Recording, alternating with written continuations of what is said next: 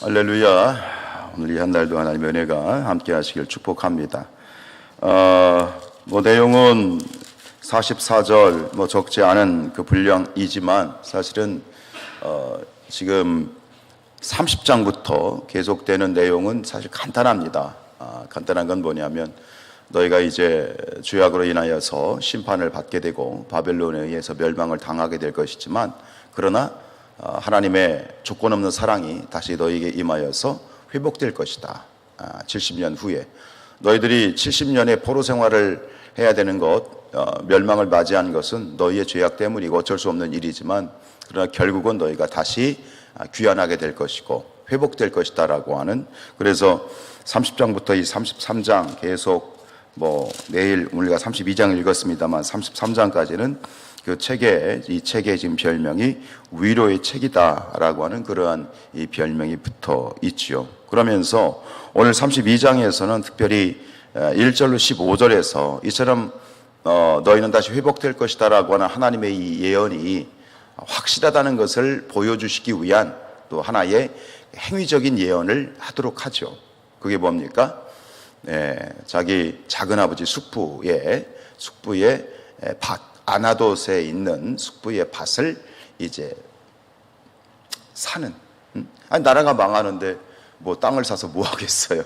그러나 그럼에도 불구하고 예레미야가 이제 그런 숙부의 땅을 삼으로 말미암아 하나님의 예언에 대한 확실성을 보여주기 위한 그런 행위적인 예언을 하게 되는데, 그 이후에 이제 16절로 25절에서는 예레미야가 기도를 하죠. 어쨌든 간 하나님의 이런 어떤 이 심판이 임하게 되고, 지금 상황에서 아직도 이스라엘이 이 마지막 지금 시드기야 왕 때잖아요. 시드기야 왕 때인데 이제 닥치게 될, 자기들이 지금 항복해야 된다. 하나님의 뜻이다. 받아들여라. 자꾸 대항하지 말고 싸우지 말고 자꾸 그 전쟁하게 되면 우리만 지금 이제 도륙을 당하게 되고 비참하게 되는데 그러지 말고 그냥 하나님의 뜻 가운데 받아들이고 항복하고 투항을 하는 것이 하나님의 뜻이다. 근데 계속 싸우잖아요. 계속. 아니다. 우리는 이겨야 된다. 그러면서 그러니까 그런 어떤 상황 가운데서 비참한 어떤 현실을 이제 맞이할 그런 상황을 생각하면서 예레미야가 또 눈물로 기도하죠. 우리가 아는 것처럼 예레미야는 눈물의 선지자 아닙니까? 백성들이 끝까지 지금 기도하는 게 16절로 25절에서는 그러한 패망과 심판에 대한 그런 예레미야의 탄식 기도고요.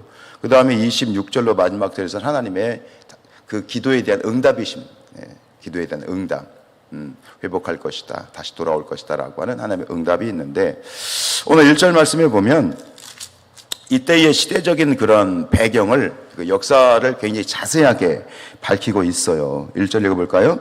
유다의 시드기야 왕 10째 해, 곧 느부갓네살 18째 해에 여호와의 말씀이 예레미야에게 임하니라. 그러니까 시드기야 재위 10년, 그리고 바벨론의 느부갓네살 왕 재위 몇 년? 18년. 이게 지금 왜 이걸 이렇게 자세하게 기록하고 있느냐? 이때 왕은 시드기야 마지막 20대 왕이고, 그리고 이때가 바로 언제냐? 이제 예루살렘이 함락을 되고 이 망하게 되는, 패망하게 되는 직전이에요. 그러니까 2년 전, 나라가 망하게 되는 2년 전에 지금 이 상황이라고 하는 걸 알려주기 위해서 지금 역사의 기록을 정확하게 기록을 하고 있는데, 계속해서 이제 예레미야는 마지막 순간까지, 나라가 망하기 직전까지 예언을 하죠. 하나님의 말씀을 대언하고 신탁을 대언하는 것은 결국은 말씀드린 것처럼 우리가 어차피 망하는 것은 하나님의 죄악에 대한 심판이니 받아들여라 그러죠. 그러나 거짓 예언자들은 아니라고 얘기하잖아요. 특별히 지금 이제 시드기야 10년입니다. 그런데 6년 전에 무슨 일이 있었냐면 거짓 선지자의 대표격이었던 누구죠? 하시 있잖아요. 하시 누구예요? 하나냐. 이 하나냐가 얘기했잖아요. 2년 만에 돌아올 것이다. 그러면서 이 멍에가 꺾어질 것이고 다시 돌아올 것이다. 빼앗겼던 성전 기구들이 다 돌아올 것이다. 이러면서 거짓 예언을 했다가 바로 6년 전에 하나냐가 죽었어요. 그러니까 이미 하나냐의 거짓 예언이 틀렸다라고 하는 것이 만천하에 드러났거든요. 근데 그럼 그 정도 됐으면 거짓 예언자들도 그렇고, 그리고 이 유다 백성들도 지금 이 거짓 선자들이 말이 틀리구나. 저 사람들의 예언이 틀리구나. 예레미야의 말이 듣구나. 그래서 맞구나. 그래가지고 예레미야가 말했던 그대로 해야죠. 그죠? 두 손 들고 투항을 하고 바벨론에 투항을 하고 순순히 잡혀가는 것이 그것이 하나님 뜻이잖아요. 그럼 그렇게 해야 되잖아요. 근데 끝까지 그렇게 안 치요. 성문을 꼭꼭 닫아 두고 계속 이제 싸우다가 결국은 아주 비참한 사륙, 유릿, 참극을 당하게 되고 그런 과정 없이 끌려가면 얼마나 좋겠어. 그런데 그렇게 비참한 그러한 처참한 상황 가운데 처하다가 이제 다시 끌려가는 이런 일들이 이제 발생하게 되는데, 오늘 말씀을 이렇게 묵상하면서 저에게 주신 묵상의 포인트는 그것이었어요. 여러분, 이기는 것만이 하나님의 뜻인가?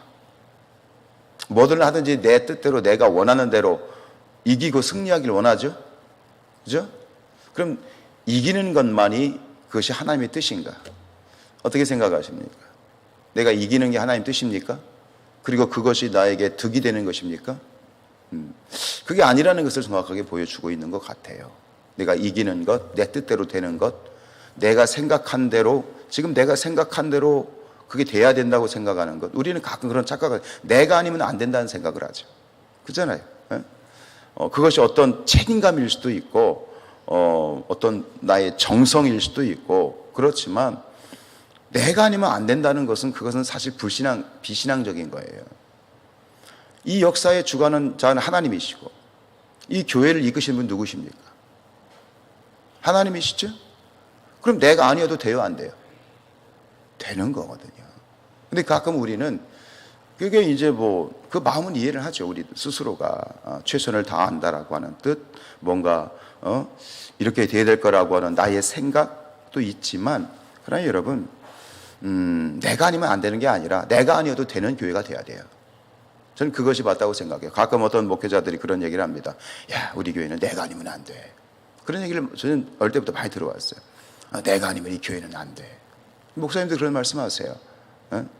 그러니까 간혹가다 그런 교회 있잖아요. 은퇴하신 목사님들이 손을 못 놔. 근데 그게 왜 못 놓냐면 내가 아니면 안 된다고 생각해서 그래.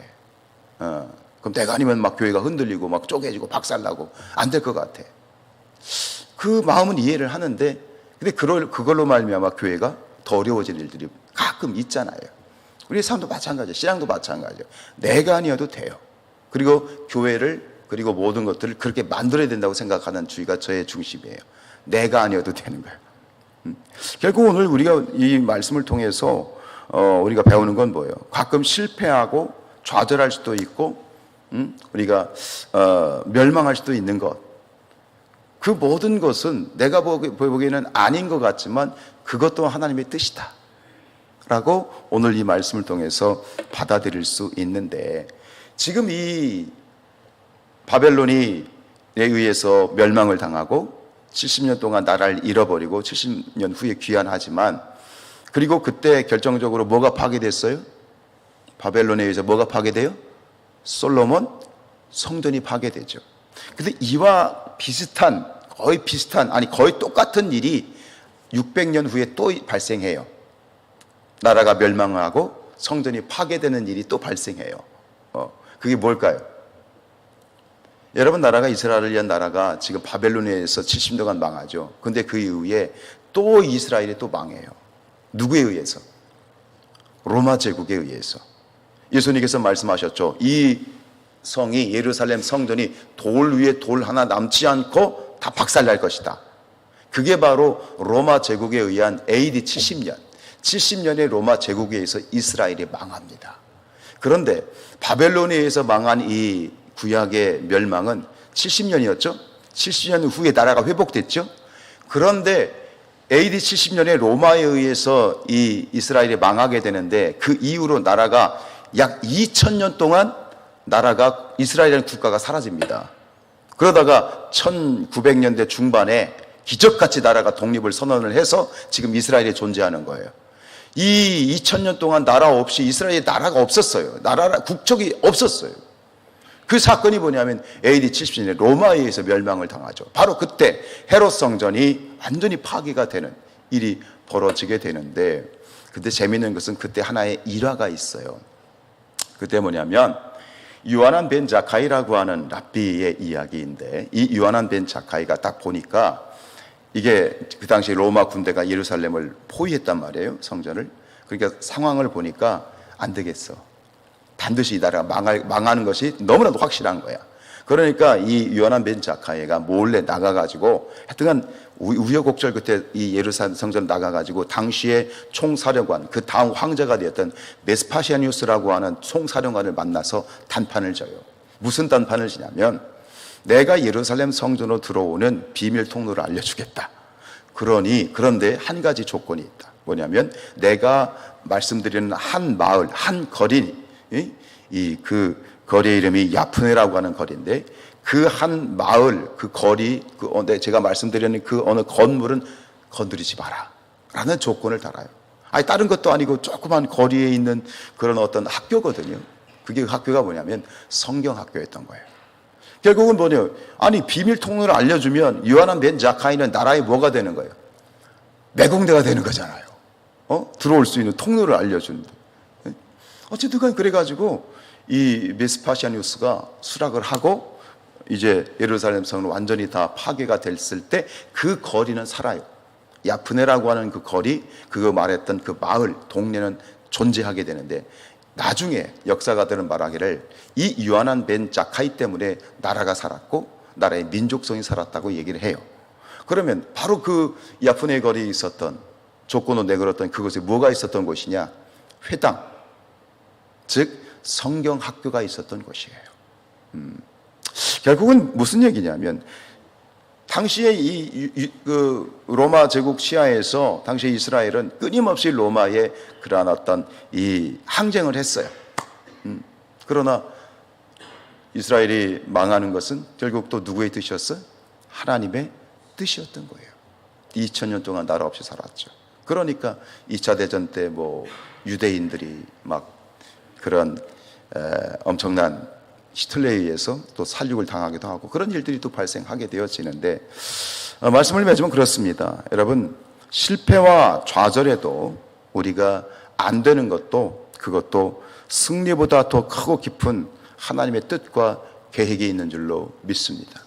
내가 실패하는 것도 내가 안 되는 것도 때로는 넘어지는 것도 깨지는 것도 피가 철철 흘러서 내가 병원에 입원하는 것도 사실 그것도 하나님의 뜻이고 내가 실패했더라도 실패 자체도 결국은 하나님의 그 순간에도 내가 실패했어도 그것은 그럼에도 불구하고 하나님은 오르시다. 이것을 인정하는 것이 신앙이 아니겠는가라는 묵상을 주셨습니다. 어쨌든 오늘도 어떤 모양이든 결국은 우리에게 하나님의 승리를 주시고자 하는 것이 맞습니다. 과정에는 어떨지 모르겠지만 오늘도 주님과 함께 승리하는 이 한 날 오직 주의 뜻과 주의 계획하심 가운데 하나님 일에 동참하는 우리 성산의 모든 가족들 되시기를 주님의 이름으로 축복합니다.